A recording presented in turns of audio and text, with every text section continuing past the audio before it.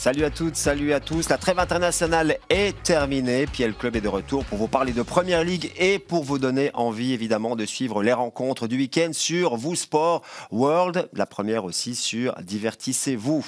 Pour nous accompagner aujourd'hui, on a le plaisir d'accueillir enfin Christian. Il est sorti de sa data room pour être là, en chair et en os. Bruno, vous pouvez le toucher pour être sûr qu'il existe. Ce n'est donc pas un hologramme, c'est clair. Non, c'est l'expertise en vrai. Voilà, Vision du jeu est donc à travers Christian présent sur ce plateau et on va en profiter pour être encore plus précis que d'habitude. Hein, pas moyen, pas besoin d'avoir une distance de plusieurs milliers de kilomètres pour parler de cette première ligue. On va essayer d'être un peu précis aussi. Oui, ouais, comme d'habitude, hein, comme tous les jeudis, en tout cas, la première diffusion. Alors, depuis qu'on s'est quitté, c'est-à-dire il y a 2 semaines, on s'était quitté d'ailleurs avec un Liverpool qui a encore augmenté son avantage en tête de cette première ligue. 5 points d'avance et des records battus par Arne Slot pour des débuts quand même extraordinaires. Dans le sens étymologique du terme, hein, ça sort de l'ordinaire ce qu'il est en train de faire. Oui. Mais je pense que la marmite était déjà en train de bouillir gentiment avec le travail précédent. Ce n'était pas le club le plus difficile à reprendre. Mais on attend surtout maintenant que va faire le meilleur entraîneur potentiel de tout l'univers, Amorim, du côté des Red Devils. Il va faire ses débuts. Il va faire ses débuts et bon voilà. Ipswich, match qui est programmé dimanche. Donc il a commencé à donner ses premiers entraînements et il aura du travail parce que Manchester United est quand même en grande difficulté pour le moment. Et puis un petit fil rouge, on verra ça lundi dans l'Europe des 11. C'est 9 joueurs anglais qui n'ont pas pu jouer avec leur sélection, ça ressemble à d'autres sélections aussi. On va voir un peu d'abord s'ils jouent, s'ils vont mieux et comment ça se passe pour eux. Oui, petite information aussi, c'est Pep Guardiola qui a prolongé, qui va, son contrat se terminer à l'été prochain, il va normalement rester 1 an avec encore 1 an en option. Ouais, c'est jamais bon signe ça, hein, généralement. Non. Quand c'est, voilà. On est content de vous avoir sur le plateau. Tiens. C'est pour rassurer les marchés aussi, puisque vu les procès en cours et tout ça, avoir le coach qui reste encore 1 an, c'est pour rassurer les sponsors et, tout va bien. Et tout ce qui tourne autour de Manchester City. Sportivement, on verra, parce que généralement, et puis souvent, juridiquement aussi. Normalement, à partir du mois de janvier, on devrait commencer à avoir quelques infos sur 2025. 2025, sur une éventuelle condamnation ou pas de Manchester City. Voilà, on a fait un petit peu le point avant de reprendre le championnat pour la 12e journée. Je vous propose, pour replonger vraiment dans cette première ligue, de voir les leaders des classements individuels. Avec évidemment Erling Haaland qui a marqué 12 buts en 10 rencontres, même si... un petit triplé avec sa sélection nationale aussi. En passant tranquille. Hein. Bukayo Saka, 7 assists, même s'il est incertain pour la rencontre du week-end dont on va parler dans le Piel Club. Les joueurs qui ont créé le plus d'occasions, Kulusevski et Andreas Pereira de Fulham, c'est quand même pas mal. Abdul Fatawu de Leicester, celui qui a réussi le plus de dribbles. Le plus grand coureur, le marathonien, c'est Bruno Guimaraes, évidemment, de Newcastle. Celui qui a réussi le plus de tacles, voilà, ce sont des statistiques presque anecdotiques, hein, mais bon, au moins, ça permet à ces joueurs de faire parler d'eux. Interception, Lisandro Martinez. Étonnamment aussi, le gardien qui a fait le plus de clean sheets, c'est André Onana. Ça, on n'y aurait peut-être pas pensé comme ça directement. Pas tout de suite. Ça, c'est grâce à Tonag. Hein. C'est Flecken, c'est celui qui a réussi le plus d'arrêts. C'est vrai qu'avec Brentford, ça marque beaucoup, ça encaisse beaucoup aussi. Ça va dans tous les sens. Voilà pour ces statistiques individuelles. Christian, vous faites évidemment le point semaine après semaine sur l'évolution de la Première Ligue et vous avez remarqué que dans les résultats, il y a une augmentation. Oui, Philippe Héran me faisait remarquer qu'il y avait beaucoup moins de victoires à l'extérieur et donc j'ai été voir et comparer par rapport à la saison passée. Et en fait, ces victoires à l'extérieur sont remplacées par beaucoup de partages, ce qui n'est pas toujours une bonne chose en fonction du classement. On en a souvent parlé. Oui. Les équipes du top qui partagent perdent 2 points, les équipes du bas qui partagent gagnent 1 point. Et donc, on va le voir sur l'infographie. Regardez, il y a une augmentation significative des partages. On passe de 28 à 32%, c'est beaucoup. Et donc, voilà, on reste toujours avec les mêmes victoires à domicile. Et donc, ce sont les victoires en déplacement pour le moment qui diminuent. Donc on va voir comment ça va évoluer d'ici la fin de... Est-ce que c'est une tendance qui est marquée depuis la fin de la période Covid? On se souvient que quand il n'y avait pas de public dans les stades, il y avait beaucoup plus de victoires en déplacement. Oui, mais aussi la saison passée avec le nombre de buts marqués qui était beaucoup plus important, il y avait aussi beaucoup de victoires en déplacement. Et donc maintenant, ça s'équilibre un peu. On a eu beaucoup plus de difficultés aussi à marquer, on le verra sur des phases arrêtées. On marque beaucoup sur des reconversions rapides, ce qui est aussi une rareté. Mais par contre, voilà, ça a une conséquence sur les... Mais vous savez, à la fin de la saison, il y a toujours un équilibre. Donc on verra l'évolution d'ici quelques semaines. Alors justement, vous avez constaté aussi qu'on marquait moins sur phase arrêtée. Oui, beaucoup moins. On est passé Oui, beaucoup moins. On est à peu près à 20% maintenant, alors penalty compris, par rapport aux 25% de la saison passée et 28 et 29 les saisons précédentes. Mais par contre, ça a augmenté en qualité et on a choisi les plus belles combinaisons travaillées. Vous l'avez vu ici, cette magnifique combinaison de Aston Villa qui a permis à Onana de marquer sur ce coup franc travaillé. Là aussi, un magnifique corner qui permet en fait de déjouer les défenses qui sont en place. Ça demande beaucoup de travail. Il faut évidemment que ça paye parce que on peut marquer sur une belle combinaison, mais c'est pas un gage de 3 points. Mais en tout cas, pour le plaisir et pour la qualité du jeu, c'est très agréable de voir qu'il y a des staffs qui travaillent. Notamment, regardez cette action-là. Ça, c'est vraiment bien fait. C'est à T+5, c'est-à-dire que le ballon a voyagé 5 fois avant d'arriver chez le joueur qui est tout seul devant le gardien. C'est vraiment formidable. Dans un sport qui semble formaté de plus en plus, il y a quand même encore un petit peu d'espace pour la créativité. C'est ça finalement la bonne nouvelle quand on voit ces images. Oui, mais je pense que l'année passée, on en a beaucoup parlé avec Vision du jeu. Ils ont fait un bond en avant dans les préparations, les préparatifs des phases arrêtées offensives. Mais quand je vois là, si je suis dans le staff technique sur le banc, il y a 3 à 4 rebonds qui sont laissés tout seuls. Là, vous parlez d'un point de vue défensif, alors. Oui. Ah oui, mais du point de vue défensif, je trouve que là, on régresse un peu. Mais bon, affaire à suivre. Tant mieux pour le spectacle. On a eu ce discours pendant un des directs, Serge, en disant c'est bien en fait d'avoir, par exemple, Nicolas Jauvert qui se lève et qui donne les instructions. Mais on va voir aussi qu'Arsenal a encaissé énormément de buts sur corner cette saison. Donc, il faut un équilibre. Donc, maintenant, ce qu'on essaye de faire, c'est de pouvoir en fait contrer ceux qui ont un temps d'avance. Et c'est ce qu'on parvient à faire. Donc voilà, on essaie toujours d'avoir une évolution dans l'approche. Des remarques intéressantes pour débuter cette émission, mais nous, on est là surtout pour vous présenter, pour un petit peu disséquer aussi 2 rencontres du week-end. Et on va commencer avec celle qui aura lieu, dont le coup d'envoi en tout cas sera donné samedi à 16h. C'est celle qui oppose Arsenal à Nottingham Forest. On en parle après ceci. Let's do this. It's a great header. Fabulous. Aina is looking and finding.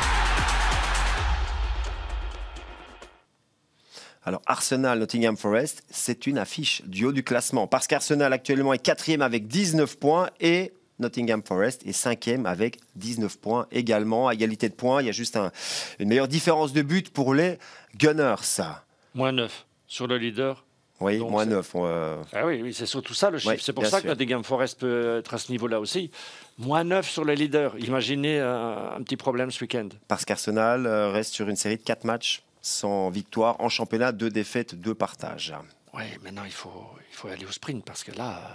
Et pourtant, derrière, ça se tient en très peu de points. Il y a au moins 10 équipes qui se tiennent en 2 ou 3 points. Donc, tout est possible. Et donc, chaque match va être une réelle compétition pour pouvoir aller essayer d'accrocher ce wagon qui est un peu plus haut. Ouais. Mais c'est vrai que la différence entre le haut et vraiment juste en dessous, c'est... Et est-ce que Saka sera là? Est-ce que Declan Rice sera là? Il y a pas mal de points d'interrogation. White, de toute façon, ne sera pas là parce qu'il a été opéré. Mais Saka, Rice et Trossard sont incertains. Et les fatigues. Voilà. Pour revenir sur le bilan d'Arsenal, c'est nettement insuffisant pour une équipe qui était considérée comme un des favoris au titre, qui a talonné encore la saison dernière Manchester City, on va le voir.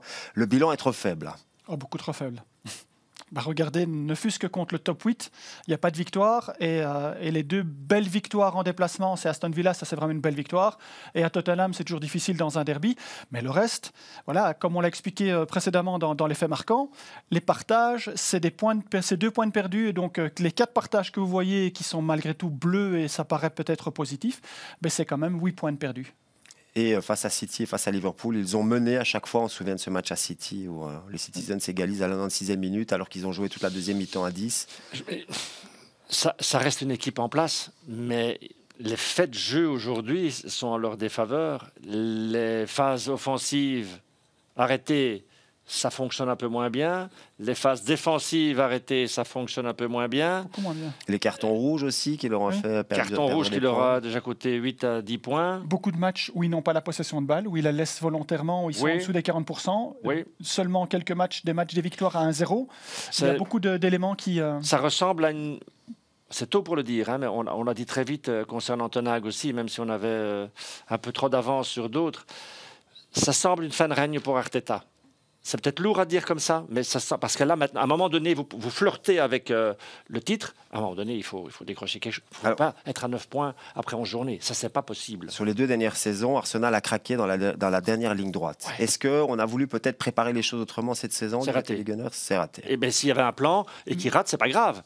Mais c'est raté. Mais il y a quelque chose qui a changé, en tout cas. Ouais. Il y a l'envie est moins pressante de vouloir avoir la possession de balle dans l'ensemble du match. On se contente de faire un travail défensif de repli avec un bloc avec un bloc moyen, ce qui n'était pas là avant. On se contente d'un 1-0 et on voit souvent aussi quand même Arteta qui est quand même, je veux dire, moins excité sur le bord de la touche pour essayer de relancer la machine. Il y a probablement quelque chose qui se passe. Et des joueurs individuels un petit peu sous régime. On pense à la charnière centrale défensive, on pense au flanc offensif, un petit peu en sous régime. Mais en Première Ligue, ça suffit, le petit peu sous régime. Hein.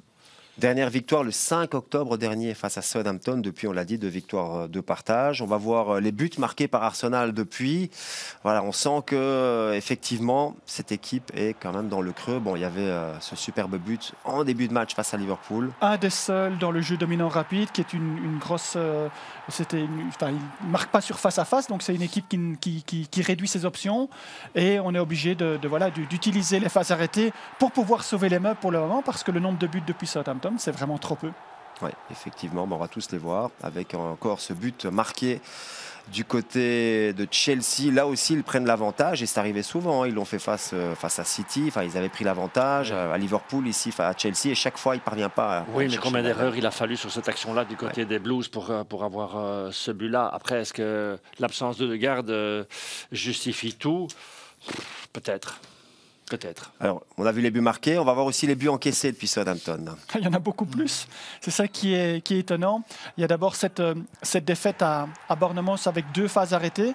Voilà, comme on avait déjà vu le but sur phase arrêtée, je n'ai mis que le penalty ici. Et puis voilà, ici il y a une construction basse. On parvient à jouer dans le dos de la défense. Alors on le verra avec Manchester City plus tard, cette envie maintenant d'avoir des défenses qui sont pratiquement alignées à hauteur du rond central, avec des possibilités de jouer un ballon dans le dos. Et puis il y a un centre au cordeau. Et quand c'est contre Liverpool, c'est voilà, ici encore un centre, donc c'est encore un jeu dominant placé. Ils ne sont même pas surpris dans la vitesse. Donc là, il y a quand même une inquiétude aussi bien offensive que défensive. Et les moments, c'est la première. Newcastle, c'est la première action offensive de Newcastle du match. Oui. Et c'est sur cette première occasion qu'ils sont mal placés. Je veux dire, ces moments charnières-là, aujourd'hui, posent problème. Effectivement. Bon, après 4 matchs, surtout sans victoire, ils doivent absolument maintenant l'emporter à domicile face à Nottingham Forest. Plus que ça, Serge, il faut faire des séries maintenant. Il faut faire une série. Voilà, ça doit être le premier match d'une série qui va quasiment jusqu'au Boxing Day, jusqu'à Noël, même après les fêtes. Parce que là, tout le monde peut craquer encore dans cette période-là. Arne Slot, c'est son premier hiver en Première Ligue. On ne sait pas ce qui va se passer. Tout est possible. Mais non, il faut faire une série. Alors, cette équipe de Nottingham Forest, c'est la surprise de ce début de championnat, en tout cas dans le top 10, dans la première moitié du classement. Pas dans le modèle. Parce que Espirito Santo, qui est un entraîneur qui est venu pour une mise en place défensive. On n'est pas dans le kick and rush. On n'est pas dans le kick and rush, mais on est surtout dans une bonne mise en place défensive où encaisser, c'est là. Il ne faut pas oublier que c'est un ancien gardien. Donc lui, il sait comment il faut faire pour défendre ses cages. Donc lui, il défend, il met en place comme Emery l'a fait, comme Eddie Howe l'a fait quand ils sont arrivés. Donc là, à ce niveau-là, on n'est pas étonné. C'est pour assurer le maintien au départ. D'abord, c'est le but. Ils ont souffert pendant les 2 autres saisons, notamment l'avant-dernière. C'était vraiment très dur. Là, ils sont en place et après, ils profitent évidemment de joueurs d'expérience comme Chris Wood et de très bons joueurs talentueux qui progressivement, il faut quand même se rappeler qu'ils avaient quand même transféré 66 joueurs en 2 saisons. Donc là, ils sont quand même des spécialistes. Mais en tout cas, dans le modèle, on n'est pas surpris. Les matchs en déplacement, parce que assez étonnamment, c'est l'équipe qui, avec Liverpool, n'a pas encore perdu en déplacement cette saison. Et jamais un match avec plus de 35% de possession de balle. Donc voilà, regardez, c'est extraordinaire. Si on nous avait dit après 11 journées que Nottingham Forest serait 2e devant Chelsea et juste derrière Liverpool sans avoir perdu, alors c'est vraiment un bilan formidable, Bruno, non? Ouais, avant, pour être champion en Première Ligue, il fallait être impétueux. Maintenant, il faut être patient. Regardez le début de saison de Liverpool. Il faut avoir le moral pour les suivre en première mi-temps. Et puis, donc, ils sont patients. Et puis, à un moment donné, quand ça déroule, on retrouve une dynamique. Alors vous disiez que le modèle est quand même un modèle assez finalement basique, on peut dire comme ça, du côté de Nottingham Forest. On va peut-être voir notamment les buts marqués sur phase arrêtée. Oui, mais c'est toujours, voilà, c'est des équipes de ce calibre-là, ils travaillent, ils sont forts sur phase arrêtée, ça rapporte des points, ça permet de prendre l'avantage. Je crois que sur les 5 buts marqués sur phase arrêtée, c'est 4 fois où ils prennent l'avantage, où ils font 1-0 ou 0-1. Ça permet évidemment, pour une équipe qui a une mise en place défensive, ça permet de pouvoir gérer beaucoup plus facilement quand on a un but d'avance. Donc dans le modèle, on n'est pas... Regardez, là aussi, il y a un travail qui est fait. Hop, et puis il y a un terrain. Voilà, il y a un peu de chance, mais il y a une vraie volonté de faire comme ça et après de verrouiller et de garder avec moins de 35% de possession de balle en déplacement. Psychologiquement, quand vous êtes une équipe, vous montez sur la pelouse et vous savez que vous devez verrouiller. Mais que si vous avez une occasion et demie, c'est goal, vous y allez avec un cœur formidable. Si vous n'avez pas ce buteur-là, et si vous avez Chris Wood surtout devant, oui. Ah ouais, mais si vous ne l'avez pas, qui sort de défendre, on avait presque oublié. Oui, à un moment donné, vous savez que vous encaissez. Mais là, vous savez qu'à un moment donné, sur un malentendu, vous allez prendre l'avance. Mais je tiens à préciser, Bruno, Chris Wood a marqué des buts, aucun sur transition rapide. Ouais. Il a marqué que des buts sur du jeu dominant placé et sur des phases arrêtées. Donc ça veut dire quand même qu'il y a cette volonté, dans des moments de match, de s'imposer et d'utiliser la force de leur attaquant. Et ça, c'est vraiment tout à fait... Avoir un corner par match, c'est possible. Oui, bien sûr. Et pour info, Chris Wood a encore marqué 3 buts avec sa sélection face aux îles Samoa. Ah, il faut les mettre. Rien n'est facile. Ok, donc phase arrêtée et transition rapide, c'est vraiment le modèle, surtout en déplacement. Jeu dominant placé. Pas de transition rapide. Ok. C'est ça qui est très étonnant pour cette équipe-là. C'est un peu une anomalie. Okay. Mais si en plus ça, de ça, si en plus de ça, ils peuvent en plus marquer sur transition rapide, alors ça, ce serait vraiment une équipe qui va jouer pour le titre. Oui, qui va jouer pour le top 6 quand même. Pour parler des Samoa et leur rendre hommage, j'ai connu une équipe qui était numéro 1 mondiale il n'y a pas si longtemps, qui a été battue dans le brouillard, mais par une 70e. 81e. 81e. On ne donne pas de nom dans l'émission, on ne balance personne. Vive les Samoa. Il marque sur phase arrêtée, on l'a dit, c'est peut-être aussi une des faiblesses d'Arsenal cette saison, qui encaisse beaucoup sur phase arrêtée. Donc ça, c'est déjà peut-être une des clés de la rencontre. Là, ça va être vraiment un point d'inflexion intéressant à suivre. Il faut engager un nouveau coach pour l'offensif et pour le défensif. Et les deux sautent au moment où quelque chose de positif se passe. Il faudra plus de caméras encore pour les suivre. On a vu les buts marqués sur phase arrêtée par Nottingham. Par contre, vous avez aussi décelé que Nottingham Forest encaisse des buts. Ils n'ont pas encaissé énormément en déplacement, mais attention, ça pourrait peut-être quand même être la force aussi d'Arsenal. Vous allez dire pourquoi. Fatalement, puisque le bloc équipe est plus bas et qu'ils attendent, fatalement, ils sont souvent pris en défaut sur du jeu dominant placé, sur des centres. Comme on va le voir ici, voilà, le bloc équipe est en place. Ils sont quand même très bas à hauteur du point de penalty. Et là, dès qu'il y a un centre ou qu'il y a quelque chose qui se passe un peu plus proche du rectangle, comme ici dans la construction, voilà, c'est pratiquement 2 fois le même but, on est dans cette difficulté. Et c'est la grosse force d'Arsenal, parce qu'Arsenal ne va pas en face à face, ne va pas dans les transitions rapides. Ils vont dans ce jeu, comme vous le voyez maintenant sur ce but, quelque chose où il y a la zone optimale de centre, ils essaient de construire. Et donc là, je dirais avantage à Arsenal dans ce genre de possibilités. Ouais, même si donc ici, on l'a dit que 4 buts en déplacement depuis le début de la saison, ce qui reste quand même une grosse performance. Mais perdre 1-0, c'est perdre 3 points. Et donc, effectivement. Et il reste d'ailleurs sur une défaite à domicile face à Newcastle. Donc, est-ce que c'est peut-être un le début de la fin, voilà. Est-ce que c'est en train de craquer du côté de Nottingham Forest? Je ne sais pas, parce que Newcastle est tellement up and down qu'on ne sait pas qu'il y a des jours où ça va bien, il y a des jours où ils sont nulle part. Donc on va voir maintenant. Effectivement. Donc Arsenal Nottingham Forest, ce sera le fil rouge de Goals of the Day, coup d'envoi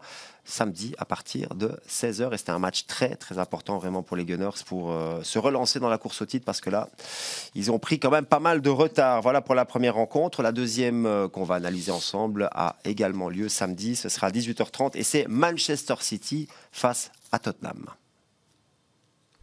Pep Guardiola against Ange Postecoglou. Tottenham have become a real bogey side for the champions in recent years. This is Son Heung-min. He's done it again against City. Kulusevski! Guardiola demands very high standards, we know that. Manchester City's number 47. This is Haaland.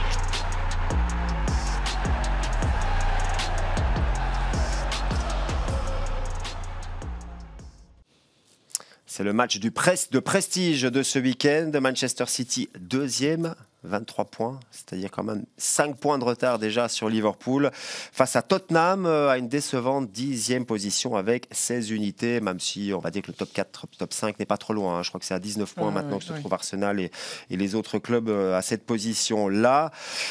Non, mais c'est 5 défaites, je trouve que c'est lourd, quoi. 11 journées, 5 défaites pour Tottenham, c'est quand même... Bon, après, il nous le dit tout le temps, il vaut mieux gagner et puis perdre et puis que de faire 4 partages. Dans ces 5, il y en a une qui fait mal quand même, c'est juste avant la trêve, le 1-2 à domicile face à Ipswich. Oui, mais ça va encore arriver parce qu'il va aller faire des très bons résultats à l'extérieur il joue à fond en fait. On a, à part la première journée où il fait un 1, je crois, le reste, il n'y a pas de partage. Donc lui, il a des blocs équipe haut, c'est gagné ou perdre. On va commencer peut-être par Manchester City. 4 matchs, toutes compétitions confondues, qui ont été perdus. C'est la première fois depuis que Pep Guardiola est sur le banc de Manchester City. Est-ce qu'on peut parler d'état de crise ? C'est un mot parfois galvaudé, mais c'est juste pour vraiment essayer de comprendre. Par rapport à leurs récents résultats, j'appelle pas ça une crise, j'appelle ça un petit coup de mou. Un passage à vide. Mais non, si ça se prolonge, oui, on parlera de crise, mais... Vu les résultats, quand vous gagnez tout à un moment donné et que vous avez une mauvaise passe... Surtout quand les autres ne suivent pas, à part Liverpool, les autres ne suivent pas. Donc... Non. Mais il faut quand même dire, 4 titularisations pour De Bruyne cette saison, c'est 4 victoires. Hein. Oui.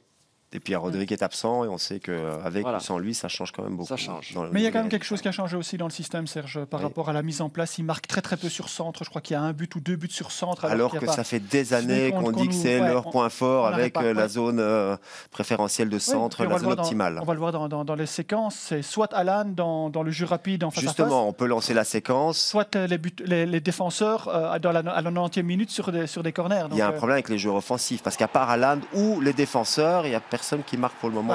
Pour le moment, il n'y a pas un ailier qui marque. Il n'y a pas de Savigno, il n'y a pas de Doku, il n'y a pas de Grealish, il n'y a pas de Bernardo Silva, il n'y a pas de Foden. Alors évidemment, ils ont quand même leur milieu de terrain qui est blessé, des mois Serge. Rodri qui marquait beaucoup de buts. Doku n'a pas assez de stats. Non, il n'y a pas assez. Et puis c'est Kovacic aussi qui a marqué quelques buts aussi. Donc on est vraiment un peu dans l'inhabituel. C'est pas assez en fait. Maintenant, même dans les meilleures périodes de Manchester City, je me souviens d'avoir dit régulièrement aux commentaires, si vous voulez avoir une chance contre eux, il faut les tourmenter. Il faut les obliger à défendre. Mais qui peut les tourmenter pendant assez de temps? Mais aujourd'hui, peut-être qu'il y a des équipes aussi un peu décomplexées et qui vont. Ils ont compris aujourd'hui. À l'image de Brighton. Oui, ils ont compris aujourd'hui. Si vous attendez, regardez Arsenal. Vous attendez, mais à un moment donné, ils vont trouver la faille. Et on va le voir aussi dans une autre séquence, défensivement, on va voir, ça illustre tout à fait ce que vous dites. Il y a un changement complet de modèle et de l'attitude de l'adversaire, parce qu'avant, on avait peur de prendre des reconversions rapides et pendant beaucoup de saisons, Manchester City a pris des buts comme ça. Maintenant, ils prennent des buts sur centre dans le jeu dominant placé. Regardez, et on va un 1 contre 1 dans les défaites à Bournemouth et à Brighton. Oui, regardez ici, ça c'est quelque chose qui ne peut pas exister à ce niveau-là, inimaginable. Oui, si cette équipe on va le voir aussi au-delà du rond central et qu'il y a une reconversion rapide, mais regardez ici, ce sont des centres au cordeau avec des joueurs qui viennent se présenter devant la ligne de la défense. Ça c'est quelque chose qui n'existait pas avant. C'est pour ça que ça va offensivement, c'est pas bien. Regardez ici aussi, voilà, il y a un centre qui se fait à l'extérieur du pays, il y a un deuxième ballon, il y a une remise, il y a encore quelque chose dans le rectangle, il y a plusieurs essais buts. Ça, il y a quelque chose qui a changé. Combien d'années peut durer un modèle? La grande équipe de l'Ajax, la grande équipe de Manchester United, la grande équipe de Liverpool. Combien d'années dure un modèle? Pep Guardiola est là depuis 2016. Oui, mais justement. Voilà. Mais il a réussi à garder ce modèle aussi longtemps. Pourquoi? Parce que régulièrement, il a changé des joueurs. Il s'est séparé de Gabriel Jesus, il s'est séparé de Sterling. Donc il a essayé de renouveler, parce que c'est ça la problématique, c'est qu'à un certain moment, quand l'adversaire connaît votre modèle, on peut le contrer. Et donc il a essayé de surprendre. Ben là, les joueurs qui sont venus, Savigno, Grealish, Doku, c'est pas assez pour changer ou pour perpétuer ce modèle en fait. Il y a un sujet de discussion actuellement, c'est la hauteur du bloc équipe. Oui. Avec ce que moi j'appelle un effet de mode, mais vous allez peut-être dire le contraire, cette capacité ou cette possibilité d'aller défendre avec un bloc équipe, en tout cas la ligne défensive qui est quasiment à la ligne médiane. Je pense que c'est les Hispaniques qui ont commencé avec ça et l'influence des entraîneurs, dont Guardiola, dont Arteta, dont Emery, dont plusieurs entraîneurs, et Postecoglou qui a pris le pas aussi de ça. Il y a une idée maintenant de revenir 20 ans, 25 ans en arrière, comme on faisait dans le temps, on faisait le hors-jeu presque à la ligne médiane, on levait le bras et puis il y avait des hors-jeux de position qui n'existent plus Il aujourd'hui. n'y avait pas le VAR à l'époque encore. Mais il faut absolument une condition de base, c'est que le porteur du ballon ne peut pas jouer vers l'avant sans opposition. S'il y a un pressing sur lui et qu'on joue très haut, il n'y a pas de problème, on peut créer quelque chose, un hors-jeu, une situation de difficulté, un pressing et un contre-pressing. Mais on va le voir sur la phase. Si le porteur du ballon reçoit, regardez le porteur de ballon de Brighton qui reçoit, il n'y a personne à 10 mètres. Et le bloc équipe, regardez, on a frisé l'image, le bloc équipe est à 10 mètres du rond central, enfin de la ligne médiane, et on peut donner un ballon dans le dos et créer une supériorité numérique sur le flanc qui fait qu'après, on peut centrer et avoir aucune difficulté. Ça, par exemple, pour moi aujourd'hui, c'est de la fantaisie, ça. Je ne sais pas, oui. C'est jusqu'à l'absurde, comme certaines relances défensives. Oui, exactement. C'est jusqu'à l'absurde. Oui, c'est ça. C'est l'étape suivante, après la mauvaise sortie de balle, avec obligatoire de faire ça, sinon ça ne va pas. Mais on peut comprendre c'est vouloir absolument imposer un modèle qui ne fonctionne pas toujours, la preuve. Vous savez, c'est une guerre d'espace, de territoire, le football, un peu moins que le foot US. Mais restons dans le soccer. C'est marquer son territoire et l'espace dans lequel vous voulez gérer votre adversaire. Alors, il y a des règles à respecter. Si vous ne les respectez pas, c'est comme le marquage en zone. Il y a des règles à respecter. Si vous ne les respectez pas... Je pense qu'aujourd'hui, c'est plus la réalisation d'un concept ou d'un processus plutôt que de la compréhension des conséquences si ce processus ne fonctionne pas. Et donc, à ce moment, ils se disent... On verra bien, parce que ce qu'on veut faire, c'est montrer que c'est nous qui on impose. Voilà, il y a une idée qui peut être novatrice et vouloir mourir absolument. C'est très égocentrique. C'est très égocentrique à la place de dire, non, j'absorbe et je m'adapte. C'est plutôt. Ça, c'est le sommet de la pyramide, ça. Oui. Imaginez ceux qui veulent imiter ça, 2 divisions en dessous, ça doit être folklorique. Je peux vous dire que je fais l'analyse du Japon. Il y a des équipes du de mi-classement au Japon font les mêmes sorties de balles, mais c'est la vérité. On veut des images dans le prochain. Et bientôt, on va voir les mêmes auteurs dans n'importe quelle équipe du Japon ou en Corée ou en 2e division en Espagne ou en 3e division en Roumanie. Ils vont faire tous comme ça aussi. Donc c'est un effet de mode. C'est un effet de mode, voilà, exactement. Okay. Mais Amorim va changer tout ça. On est curieux de voir en tout cas ce qu'il va être capable de changer assez rapidement. Dans le court terme, en tout cas, il a intérêt à trouver les mots justes. Alors, cette équipe de Tottenham, on l'a dit, elle fonctionne sur courant alternatif depuis le début de la saison. C'est plus, moins.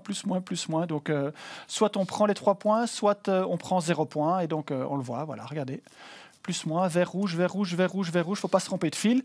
Et voilà. Donc, il l'a dit, avec son accent australien. Il a dit mate d'abord. It will be like this, still I'm there, mate. Donc, voilà. Donc, il va jouer jusqu'au bout. Et il faut quand même reconnaître qu'il y a des situations de match, il y a des matchs où ils sont vraiment très offensifs et ils ont un manque d'efficacité. Mais à un certain moment, il faut un équilibre défensif. Et là aussi, ça ne ressemble à rien, quoi. Justement, on a préparé une séquence que nous avez indiquée sur le travail défensif de cette équipe de Tottenham. Pareil que City, voilà. Quand on est en place et que les autres peuvent construire et passer par les flancs, voilà, il y a des centres et puis il y a un jeu de tête. Et je crois que ça s'est passé 8 fois ou 9 fois comme ça cette saison. C'est beaucoup trop. Oui, alors qu'il encaisse des buts quand il est avec son bloc équipe à hauteur du rond central et qu'il prend des ballons dans le dos, ça, ok, on peut encore accepter.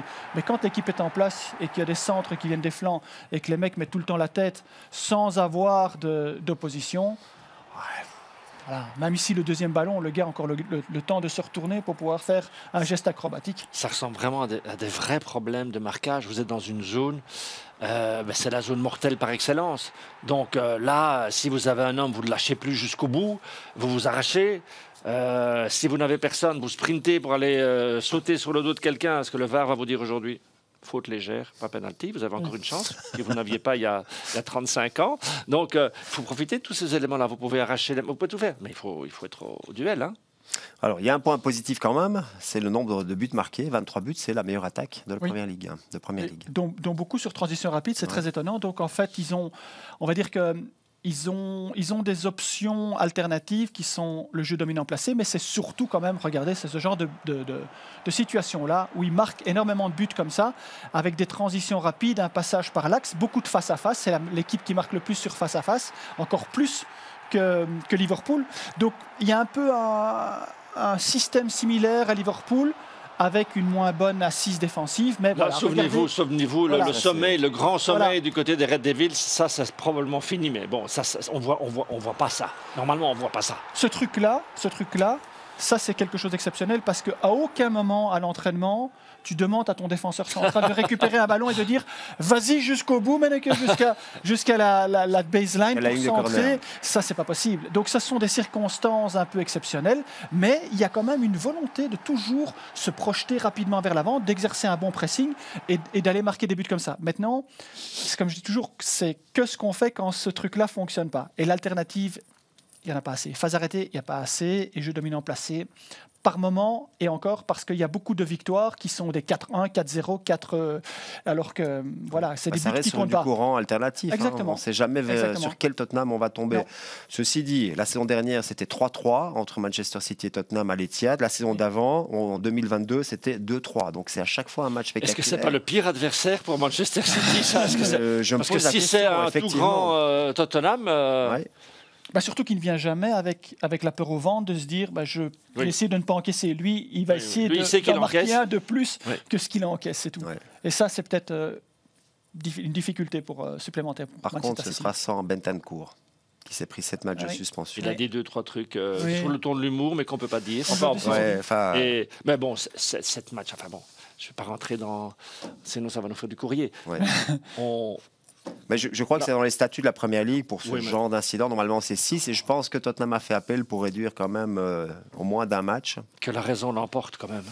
Oui, effectivement. Mais bon, la raison, c'est toujours la raison du plus fort qui l'emporte.